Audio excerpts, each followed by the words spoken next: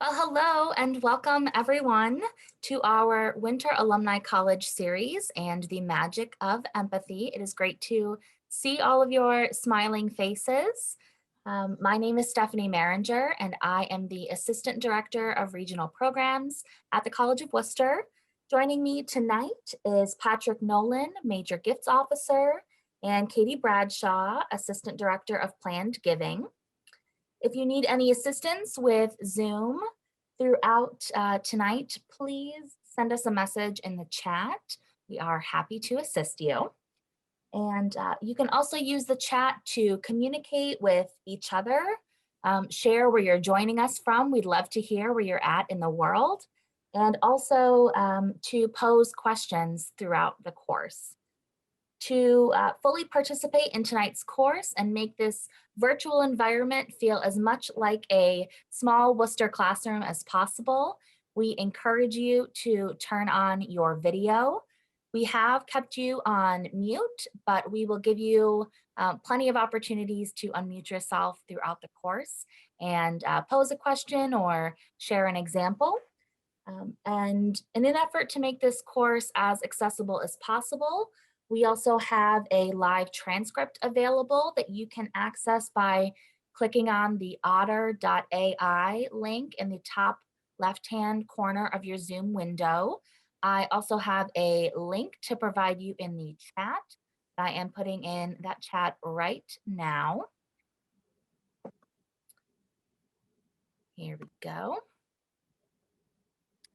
Okay, and then that's it. So without further ado, I want to thank Carolyn Shadle for volunteering to lead this course and for sharing her knowledge with us all today. So take it away, Carolyn. Hey, thank you. Thank you, Stephanie, and thank you all for joining me. It's really fun to be in a class across the country, maybe around the world, with other people from Worcester. And I know one of the participants is in my class of 62. Hello, Irene. If you're there, I hope you're there. I am going to share with you a topic that's been of importance to me for a long, long time. And I think it has added importance right now. So I'm going to start off by saying a little bit about, if I can figure out how to progress my slides. Hold on. They should be progressing. Why aren't they progressing? They were, there we go. Okay, just a little bit about how I got to this point. As you know, I was at the College of Worcester until 62. I majored in history. From there, I went to Union Theological Seminary, and I took a course while I was there in family communication. It was a minor course. I didn't pay much attention to it. It was years later till I began to realize it had some significance for me. After I graduated, I took a job as the director of religious education at a church in Buffalo. And shortly thereafter had two little girls. That's what got me into communication. I took the first class that was offered in parent effectiveness training. I don't know if any of you have taken that. It's been around for a while. 1971. My two little girls had their spats, as any little girls do. And I can remember one time sitting them down and asking each of them to say to the other one what was bothering them. And I tried to mediate and make sure that they were talking to each other and listening to each other. I never would have done that if I hadn't taken that course in communication. Parent effectiveness training was basically parent-child communication. And I didn't realize at the time how interested it would make me in communication. So I began reading everything I could. I eventually then began teaching other people what I was learning, established a business called Interpersonal Communication Services, wrote a newsletter that went on for 15 years, and a game that was later published by an educational publishing house, and then went off and get a PhD in communication. I was just that fascinated by the whole topic. I spent a couple of decades then in academia, teaching communication or administering wherever I could, and certainly listening and using those skills in my business. In fact, I got to be known as the person who who carried those communication skills in my briefcase I could dig into. And whenever something happened, I was often called upon to try to mediate. In one case was one of the staff members had said something to a female staff member that she considered derogatory and sexist and offensive. And he said, oh, it was nothing, I didn't mean anything. So my job was to sit and listen to each of them, explain to each other what they were intending to say, what he was intending to say, what she heard and how she took it, and mediate. And again, I realized that those communication skills I learned way back in 1971 from parent effectiveness training were still with me and still important. In fact, all the things I learned in the PhD course, nothing was as applied as that parent effectiveness training. So I want to tell you a little bit about, I should say, after I retired, I have continued to train and write in communication, focusing now mostly on the veterinary profession, how veterinarians communicate with their clients and how they communicate with their team members. I got that. Okay. As I mentioned, conflict can be any place. And those communication skills came in handy for me when I was working in university groups. Certainly in your family, and we all encounter conflict, and there's continuing need for communication skills there. And in the civic arena, we're certainly aware now that we need communication skills. And more recently, I was impressed by the words from Senator Angus King, who's an independent from Maine. He said, you know what we need is eloquent listening. And I love that phrase because I thought, yeah, that's what we need. And we're going to have to figure out how to bring those skills back out of our briefcase and apply them in any number of settings. I've been convinced that listening skills can be learned. For some people, they're natural, but for most of us, we have to learn them. And I attribute that to Carl Rogers. Back in Worcester, I took Psych 101. I learned about Carl Rogers. Perhaps you did too. I hope people are still studying him. He became known for his person-centered approach. In other words, he spent most of his time listening to his clients and letting them talk to him rather than dishing out a lot of advice. And that approach became pretty well known. One of his students was Dr. Thomas Gordon, who wrote a chapter for one of Carl Rogers' books. And during that process, he decided that basically the skills that Dr. Rogers was using in his psychiatric counseling should be skills that anybody could have and use. And that's when he developed the parent course. He said, parents ought to have these skills. They don't have to go to a professional psychologist. And then he developed teacher effectiveness training and then leadership effectiveness training. And now he's since gone, but there still is a Gordon Training Institute, which carries on his training. I love this quote that's a variation of a quote from Theodore Roosevelt, which the veterinarians put in one of their journals. Pet owner clients don't care how much you know until they know how much you care. And of course, that can be put in any profession. Anybody doesn't care how much you know until they know how much you care. And that's where listening and empathetic listening comes in. That's how we show we care. So I'm going to take you through Dr. Gordon's communication skills model, and then we're going to focus on the listening part. He basically breaks communication down into 3 buckets. The first bucket at the top, 1 or 1A, is when somebody else has a problem. They're worried, they're angry, they're upset, they're concerned. They have something they need to be fixed. And I put burden transfer up there because when that person faces you with their problem, it's often they're transferring their burden to you. And you maybe don't realize it, but that's what's happening. Then there's this big block of time when there's no problem. We talk about the weather, we talk about our trip, we talk about our kids, we talk about our job. We don't really have any problem in communicating with each other. And then there's the other box when it's my problem. I have a need. I need to speak up on my behalf. So today, we're going to be talking about the other person's problem and how we can focus our attention, focus on the other problem. What bothers him? What worries him? And this is where listening comes in and what I like to call the magic of empathy, because I find it magical in the way it affects our relationships. Whoops, I think I'm going the wrong direction. There we go. Okay, so it's possible to learn and it's useful to review. And I stress useful to review because every time I teach this, I review for myself.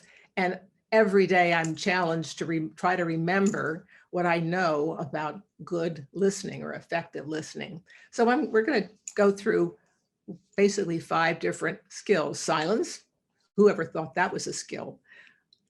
Encouraging, parroting, or paraphrasing, and then what I call reflective listening, which is really where we show empathy, and that's where we want to get. But let's first of all talk about silence. Who thought that was a skill?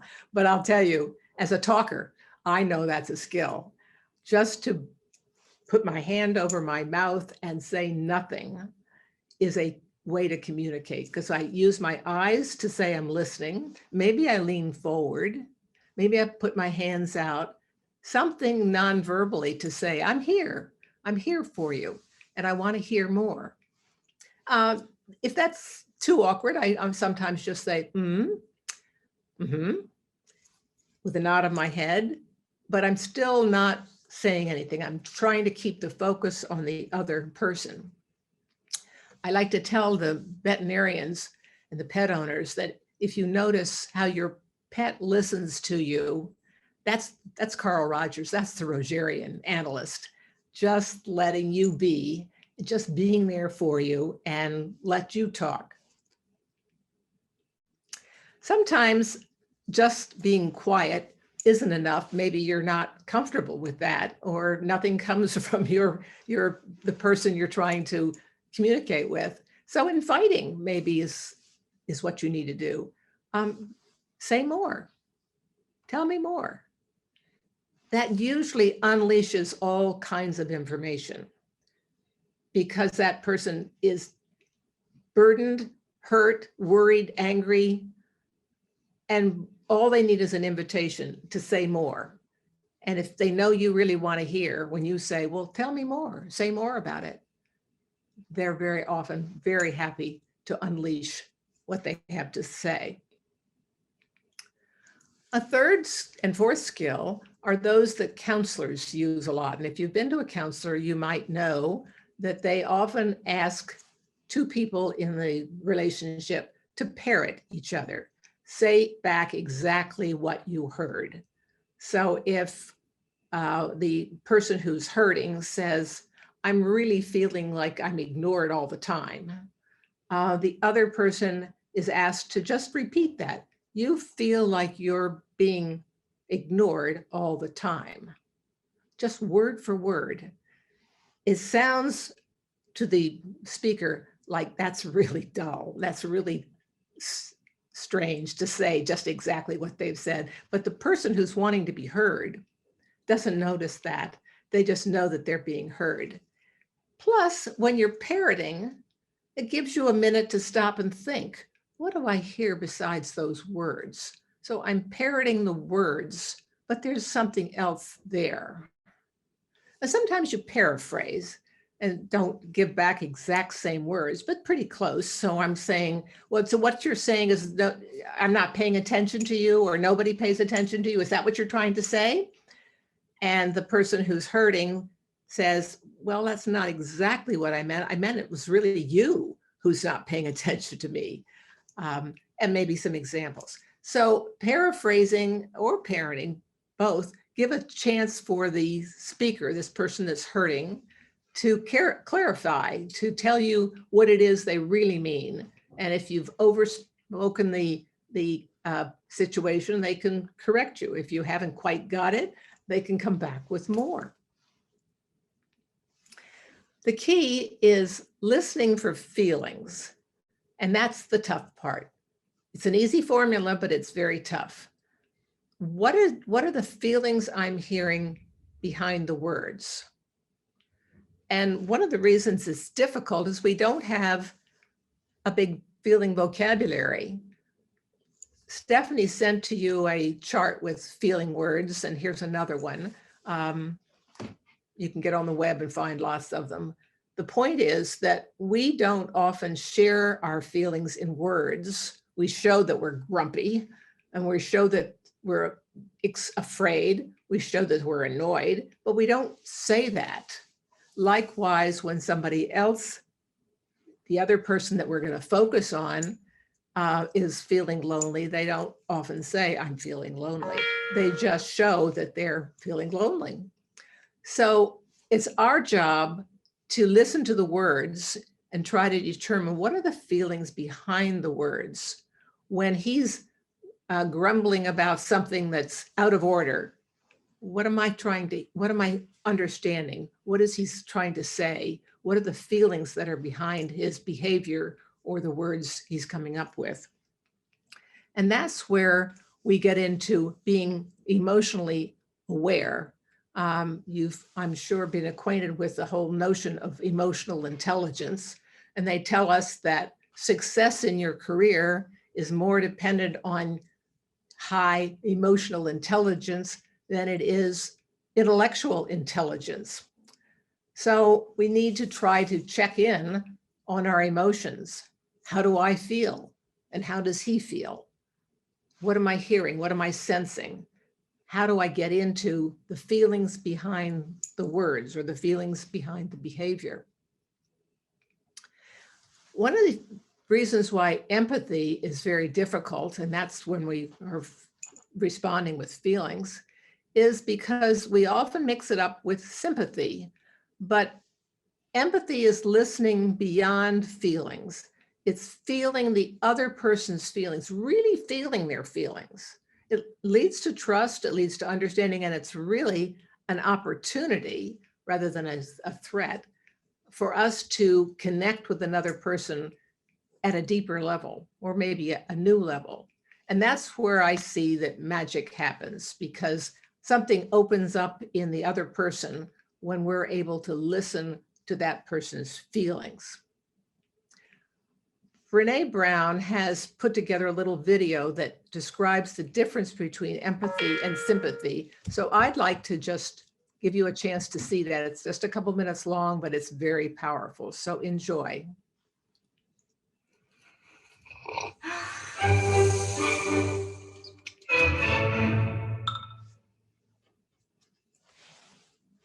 So what is empathy, and why is it very different than sympathy?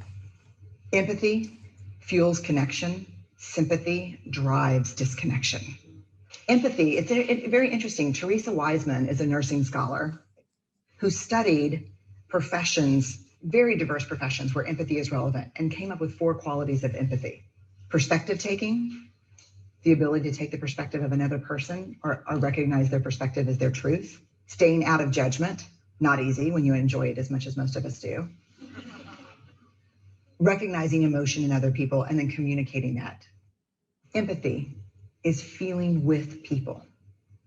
And to me, I always think of empathy as this kind of sacred space when someone's kind of in a deep hole and they shout out from the bottom and they say, I'm stuck, it's dark, I'm overwhelmed. And then we look and we say, hey, I'm down. I know what it's like down here, and you're not alone. Sympathy is, ooh, it's bad, no, you want a sandwich? Empathy is a choice, and it's a vulnerable choice, because in order to connect with you, I have to connect with something in myself that knows that feeling. Rarely, if ever, does an empathic response begin with at least. Yeah. And we do it all the time because you know what? Someone just shared something with us that's incredibly painful and we're trying to silver lining it. I don't think that's a verb, but I'm using it as one. We're trying to put the silver lining around it. So I had a miscarriage. Oh, at least you know you can get pregnant. I think my marriage is falling apart. At least you have a marriage. John's getting kicked out of school. At least Sarah is an A student. But one of the things we do sometimes in the face of very difficult conversations is we try to make things better. If I share something with you that's very difficult, I'd rather you say, I don't even know what to say right now. I'm just so glad you told me. Because the truth is, rarely can a response make something better. What makes something better is connection.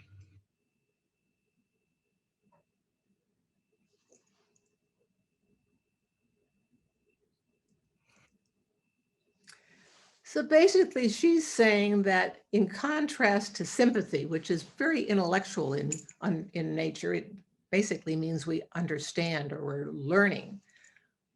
The person who's speaking empathetically, thinking empathetically, responding empathetically, is really taking the perspective of the other person. We've all heard that quote, we walk in the moccasins of the other person. We walk in the other person's shoes. We're trying to understand the world as they see it. We refrain from judgment. That was a big point that she made.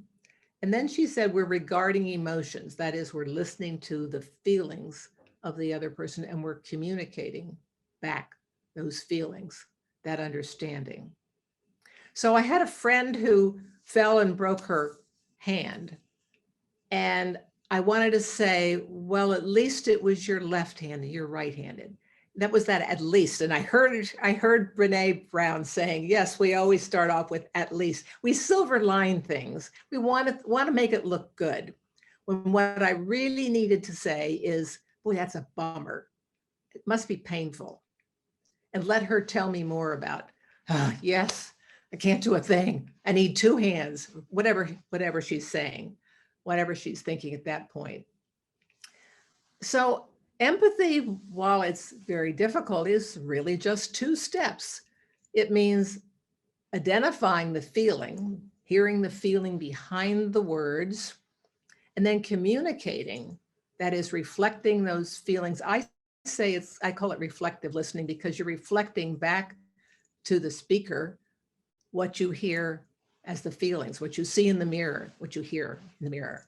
And you know, the interesting thing about this is when people have a feeling, all of us, when we communicate a feeling, whether it's in words or not, if it comes back to us as you're feeling very upset, it's like, oh, I didn't even know I was feeling that way. Is that what I'm saying? So sometimes that reflecting is a way of letting people see themselves in the psychological mirror. In any case, it lets the other person know that you've heard. You've not only heard the words, but you hear what that person is feeling. Brene Brown made the point that it's a vulnerable place to be. It's difficult because what you've done is for a moment suspended your own feelings, your own judgments about that person's behavior, that person's feelings, and you've tried to identify space within yourself where you can feel those feelings. So she fell down and she broke her hand. I got to think about how painful that is. Did I ever break something? Did I ever have that pain? Did I ever have that sense of not being able to use one of my limbs? I got to think about that and identify with that rather than make some judgment like, well, you'll get over it, or it's only one hand or whatever, to make things sound better. So I'm feeling for a moment her feelings. And it's vulnerable because there's always the possibility that that point of view or that feeling will capture me and I won't come back. I'll be converted. I'll feel the way that person feels, or I think the way that person's feeling. Obviously, that's not necessary. I hold on to my own values and my own thoughts, but it is a vulnerable space to be. So we're going to try this a couple of times just to see how it works when you actually put it in practice. Stephanie's going to help with the moderation. I pulled my husband in here to be the role player, so we have two roles here. So John is going to be a colleague of mine in the workplace, and I'm going to respond in 4 different ways. So as I respond, think about which response do you think is the most effective and will lead to some kind of empathetic response. So John, take it away. Oh, wait a minute, maybe Stephanie's going to explain first. Sure. So as you are thinking about which response you think is most appropriate or that you would be most likely to take, if you would like to share your reasoning in which response you've selected, if you could go ahead and put I volunteer or something of that nature in the chat, we will make sure to call on you and give you a chance to unmute yourself so that you can speak in front of the group. Okay, thanks, Stephanie. We'll take it away with our first drama. Okay, John. I can't stand that new receptionist. Oh, you're being too critical. I can't stand that new receptionist. You need to give her a chance. I can't stand that new receptionist. He's getting on your nerves. I can't stand that new receptionist. Well, what's wrong with him? Okay, so Stephanie's going to look and see if you would like to share what you think is the most empathetic response. What's going to lead to some communication between the two of you? Okay, looks like Terry is up first. So Terry, I'm going to hit, give you permission to unmute yourself here. And then you can take it away. Okay, can you hear me? Yeah. I am going to go with D. What's wrong with him? That's an open-ended question, and that really limits your own judgment when you ask an open-ended question. Okay. Anybody else?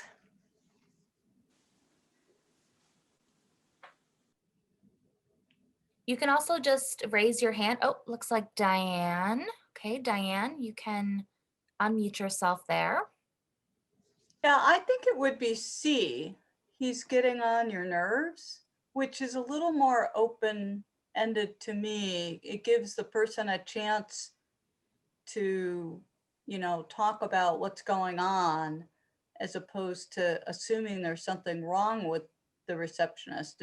It's just a little bit more open. Anybody else? Okay, Carol, let's see.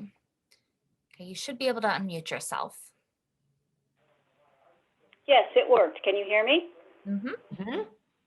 Yes, before Diane came on, I heard what Terry said, and I might have said that to a friend, what's wrong with him, but I think if you're supposed to be empathetic, which is something I am not always empathetic, I try and be, but I understand from what Carolyn has said, he's getting on your nerves is more of a reflective response,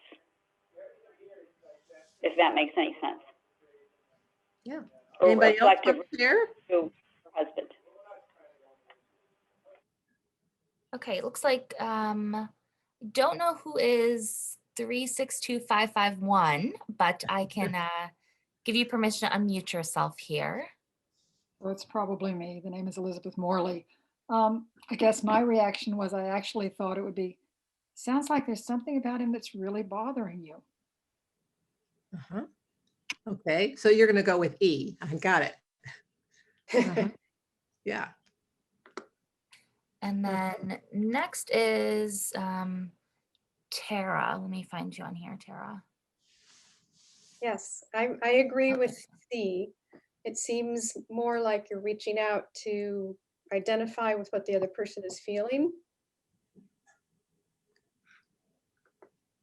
Okay, nobody chose A, which is a good thing because it's very judgmental. And we've already been talking about the fact that we have to withhold judgment. But to my colleague, I'm very likely to say, oh, you're always being critical. But I got to stop doing that. And B, nobody chose that one either, even though you probably have a lot of advice to give. And, you know, I like to give advice. You need to give him a chance. He's a young person. He's just come on board. But no, he doesn't need to hear my advice. Not now. He's not open to my advice because he's angry. Those of you who chose C or the person who chose E, yeah, we're getting closer to try to plug into his feelings and let him say more about his feelings.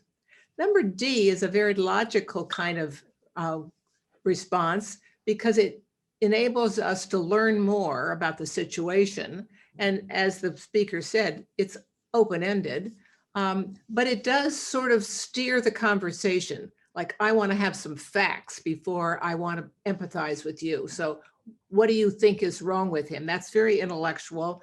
And then we'll start to define whether or not that's justifiable, whether that's really true. So I think we want to stick with C. He's getting on your nerves, or, you know, tell me more. What are you hearing? What's bothering you? And very often that opens up a whole treasure trove of thoughts, because we don't know what kind of relationship he's had with this person before, what else is driving him crazy, what's getting on his nerves, why is he getting on his nerves? Maybe his wife just divorced him and everything's going to get on his nerves. We don't know what's in that treasure trove of information. So let's try another one, because communication skills are obviously something we need to keep in our bag for any number of times. So we'll do one which takes us into the civic arena. And my friend here is going to talk to me about that. This election was a complete fraud. Show me the evidence. This election was a complete fraud. This election was a complete fraud. How did you come to believe this? This election was a complete fraud. It sounds like you're worried about the election process. So, following Stephanie's instructions, which do you think would be your favorite response?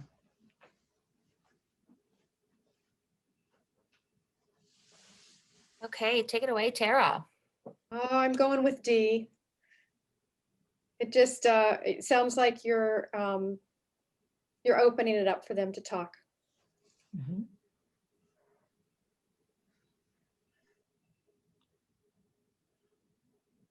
Okay, Todd, go ahead. I would definitely say D. And I'll just confess that I have trouble saying D, given the current state of politics. I'm more inclined until right now to say, show me the evidence. But, you know, I need to show empathy even towards people that, frankly, I think are kind of crazy.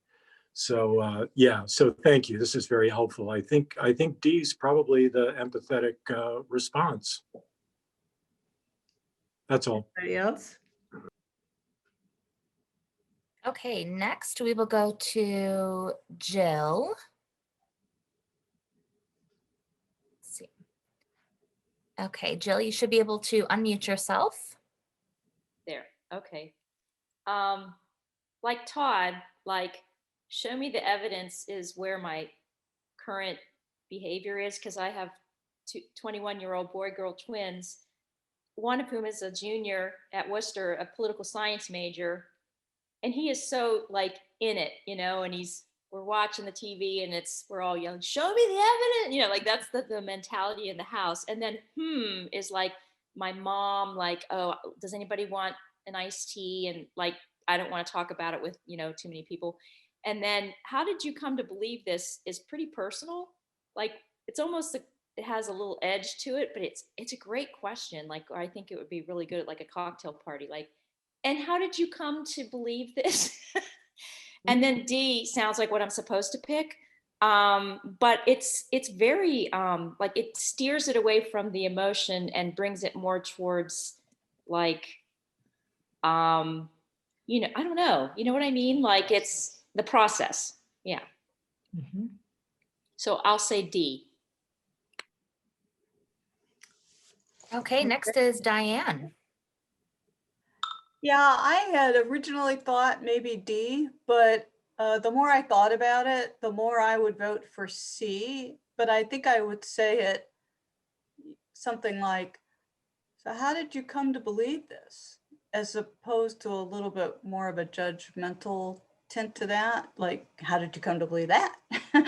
So, because for the same reason I picked C last time, it doesn't prejudge the reason why the person is saying it's a complete fraud.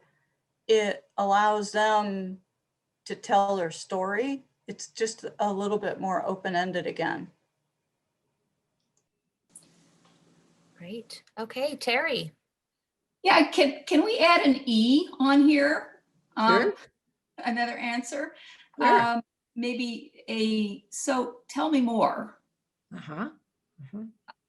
And to me, that doesn't sound like that's going to poke the bear with anybody, but it would open up conversation. Mhm. Mhm. Any more? Okay, Carol. Can I unmute yourself? Hi. I guess I, like Todd and some of the others, I never thought of saying, show me the evidence. I don't need them to show me the evidence because I know there is none. I feel like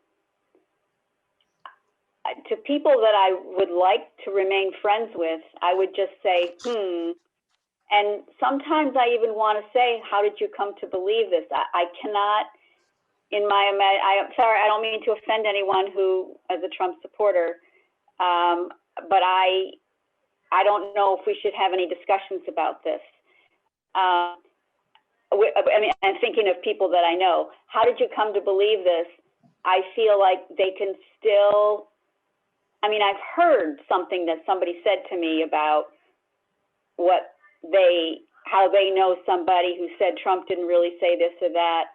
And so it sounds like it would be a productive conversation and a more empathetic response to say it sounds like you're worried about the electoral process. But I'm not sure that I even want to engage with somebody like that, because I'd rather move on to something else, because what's the point of engaging with someone if they think that? When I don't feel like the electoral process, I think the answer to that would be, well, it was a fraud. You know, I don't know that they could say anything constructive. And I love Terry's answer, tell me more, because I think that you'd just hear all kinds of interesting things.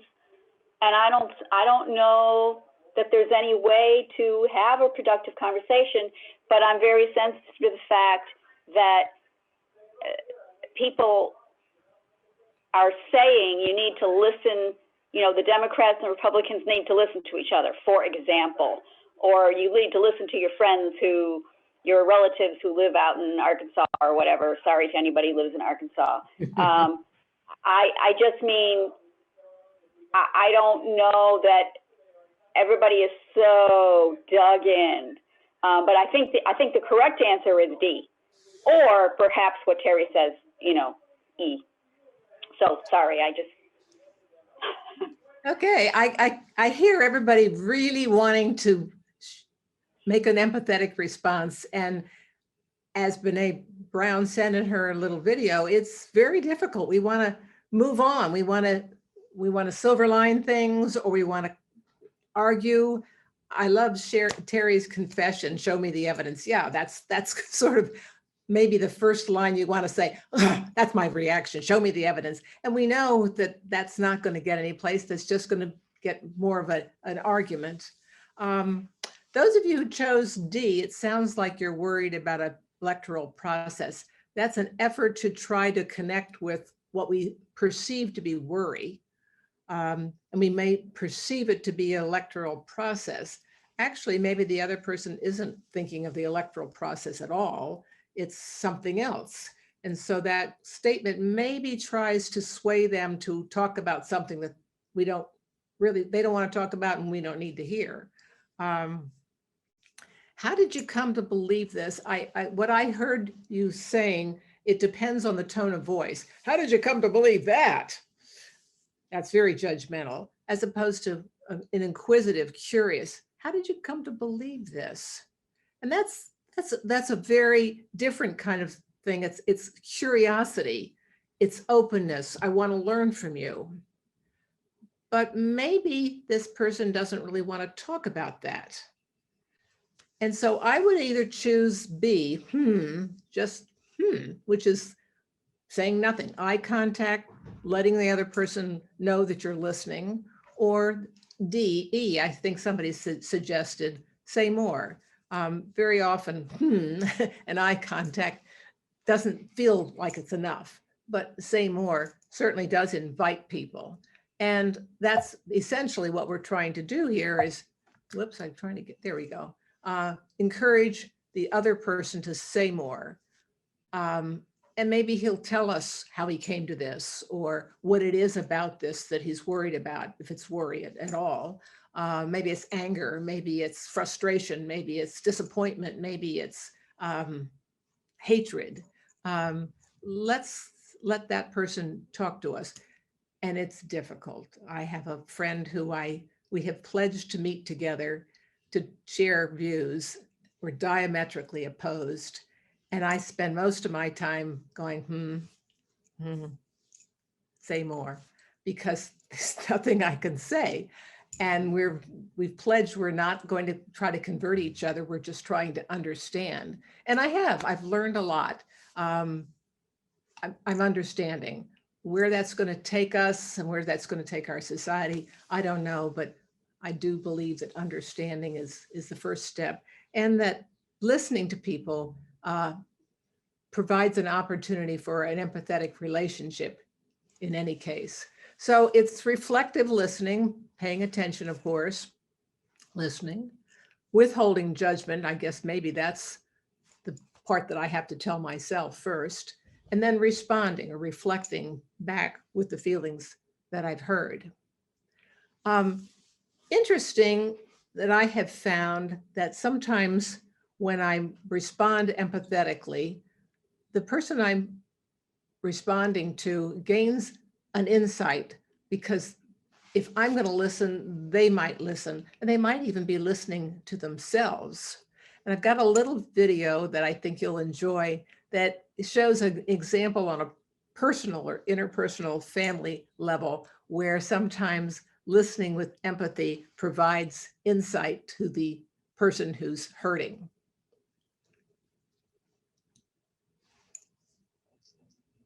It's just, there's all this pressure, you know? And sometimes it feels like it's right up on me and I can just feel it, like literally feel it in my head, and it's relentless. And I don't know if it's going to stop. I mean, that's the thing that scares me the most, is that I don't know if it's ever going to stop. Yeah.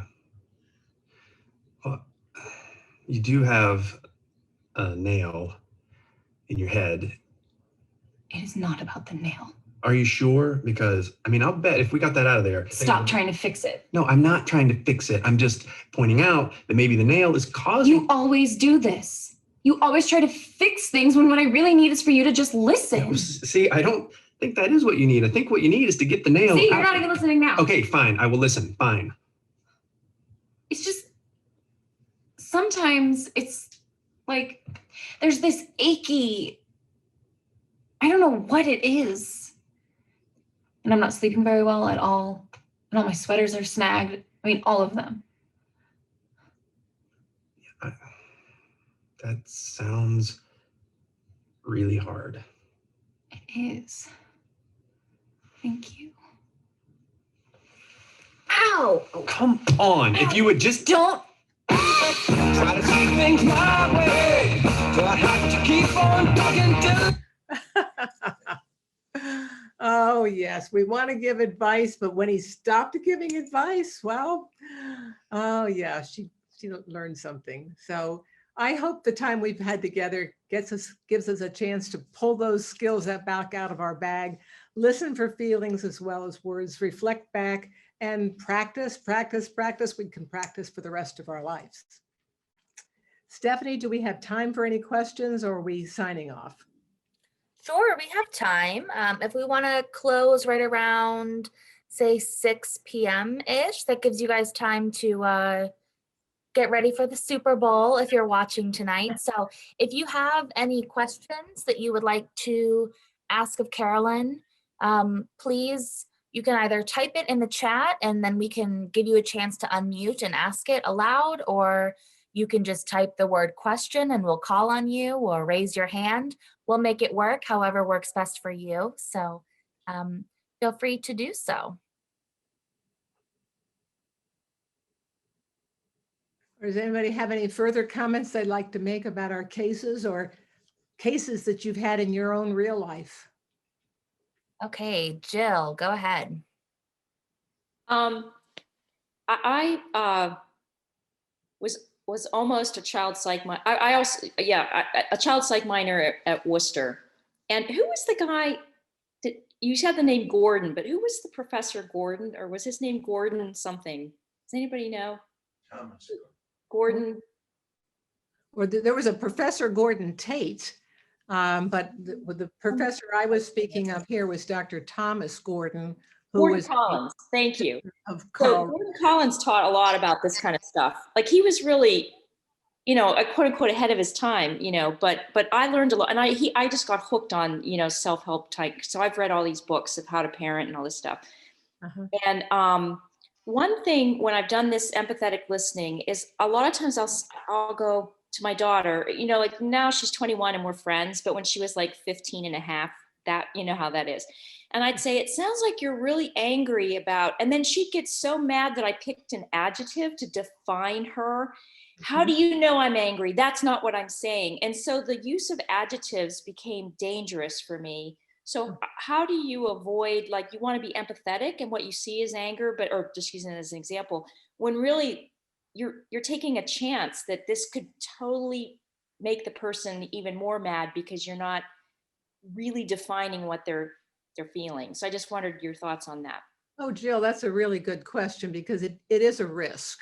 Whenever we feed back what we think we're hearing, we're taking a risk. We're also really trying to check in. More often than not, people will say, no, that's not exactly how I'm feeling, and they'll correct us. A 15-year-old might have a different reaction, just like, oh, especially if my mother's a psychologist and she's always using this sort of stuff on me. I know you, I know what you're doing. In which case, if I know that's the person I'm going to be communicating with, I do a lot more of the and well, say more. But it is risky.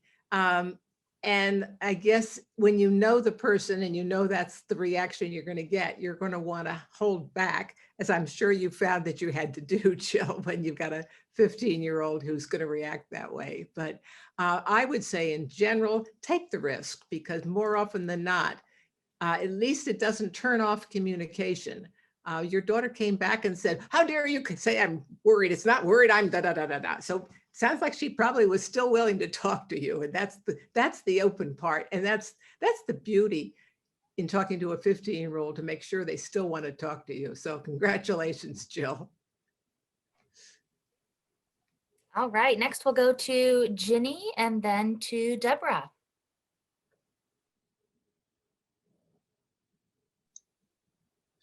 Hi, I work for a church, and I've been their director of children's ministry for many years, and I now do congregational care.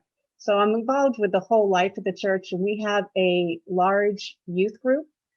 And these times are very, very hard for them, and certainly doing a lot of things remotely, virtually.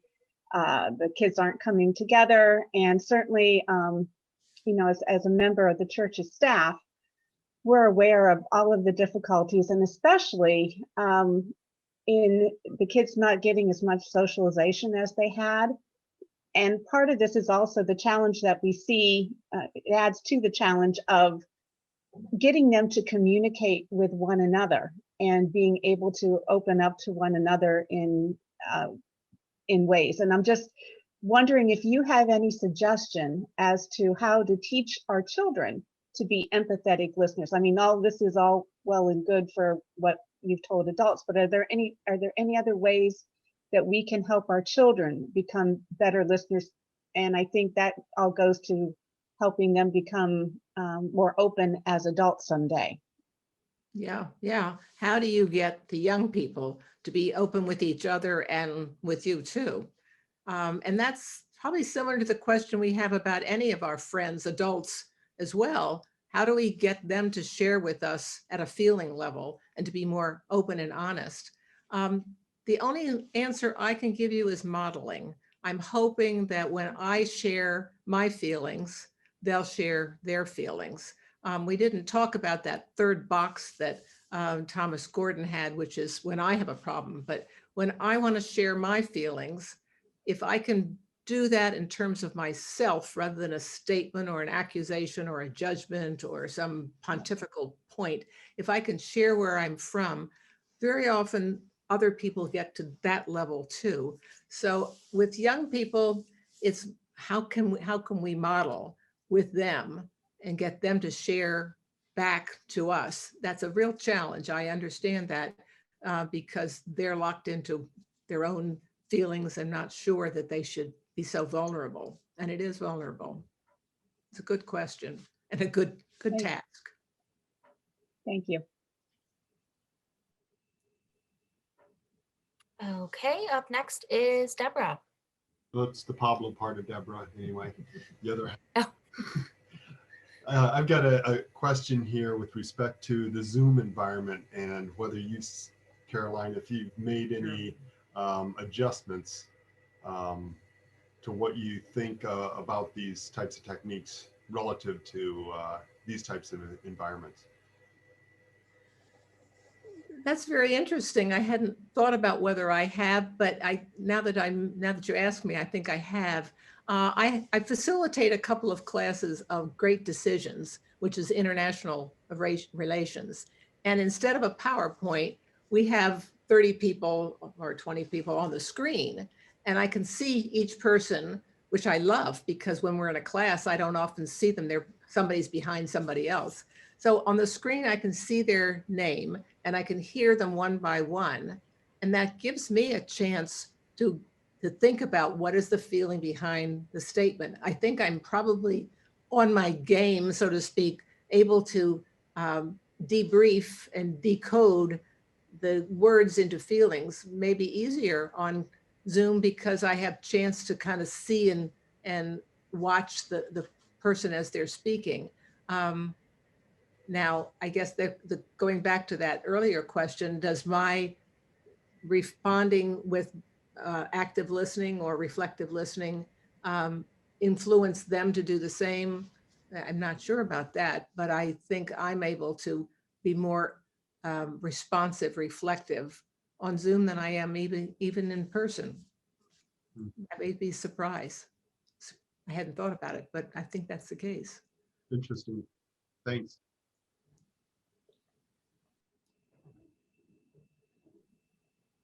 Okay, is there anyone that I missed that wanted to ask a question or share a comment? Okay, Terry, go ahead. Okay. Is there such thing as too much empathy? I'm thinking about paying a good buck to see a counselor. I mean, not this is hypothetical. And you have a counselor who sits there and says, and you know, I'm paying you good money. Will you just tell me something? Give me an opinion. So any comments on that? Yeah, I think that at some point, your friend, your daughter, your whoever you're talking to is going to say, but can you tell me what your experience has been? But that's when they're ready to listen. And if I've done enough kind of, tell me more, say more, and explore in a curious way. Maybe at that point I can get to that's kind of like that question of where did that come from? How did you get to that point? With one of the choices we had before, where did you get that idea, or what made you think about that? But that's after the other person has been sharing and letting me know that they know I'm listening. I want to be sure they're ready to listen to my advice. And very often at that point, they're going to say, have you ever had that experience? Or do you know where I can find a doctor that treats that kind of thing? Or do you know anybody that's had that experience? Then I know they want to hear my advice. Since I work with veterinarians and they're being paid to give advice and they have very limited office hours, they're in a hurry and they need to get in and get out.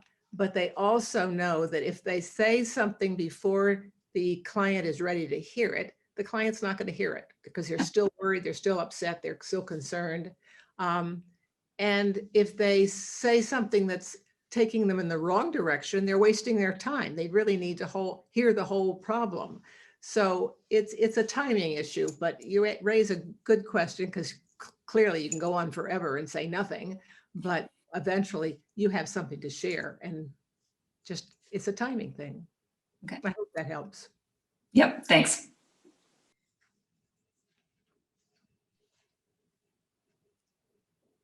All right. Well, thank you all so much for joining us this evening. Thank you. Thank you a million times over to Carolyn for sharing her knowledge with all of us and for kicking off our Winter Alumni College series in spectacular fashion. So thank you all very much. A virtual round of applause.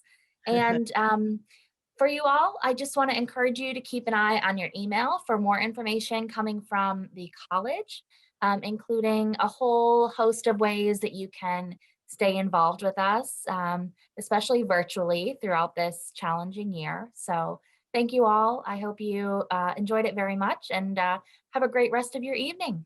Thank you for being so involved. I appreciate it. It was great, great fun. Thank you. Thanks, everyone. Have a good night.